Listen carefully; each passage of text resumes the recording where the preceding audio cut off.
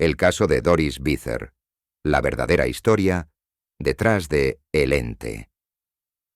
En 1974, una mujer llamada Doris Bither, madre soltera de 4 hijos, vivía en una casa en Culver City, California. Lo que comenzó como una vida normal, rápidamente se convirtió en una pesadilla que ha desconcertado a los expertos durante décadas y se convirtió en la base para la película de terror de 1982, El Ente. Doris había informado que su casa estaba infestada por una presencia maligna. Según sus relatos, era atacada física y sexualmente por seres invisibles. En su desesperación, contactó al Dr. Barry Taff y al Dr. Kerry Gaynor, 2 parapsicólogos de UCLA, quienes aceptaron investigar el caso.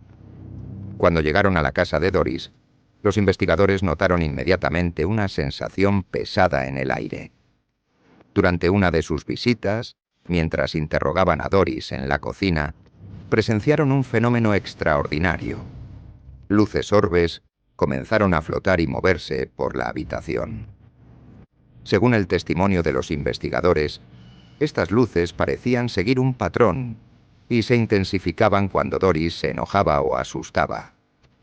Lo más inquietante ocurrió durante una sesión en la que intentaron captar en fotos la actividad paranormal. Colocaron a Doris en una habitación oscura rodeada de cámaras y, de repente, se formó una especie de neblina que comenzó a tomar forma, creando una figura humana. Aunque la fotografía resultante no era muy clara, mostraba una luz y un contorno de lo que parecía ser una figura masculina de pie junto a Doris. Doris continuó siendo atormentada por estas entidades, a pesar de intentar mudarse varias veces. Lamentablemente, su caso nunca fue resuelto.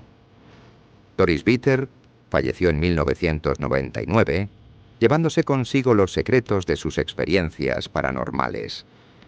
El caso de Doris Bither sigue siendo uno de los más documentados en la historia de la investigación paranormal, y plantea preguntas sobre la realidad de lo que experimentó y la naturaleza de lo que sea que la atormentaba. Es un recordatorio aterrador de que a veces lo inexplicable puede estar más cerca de lo que pensamos.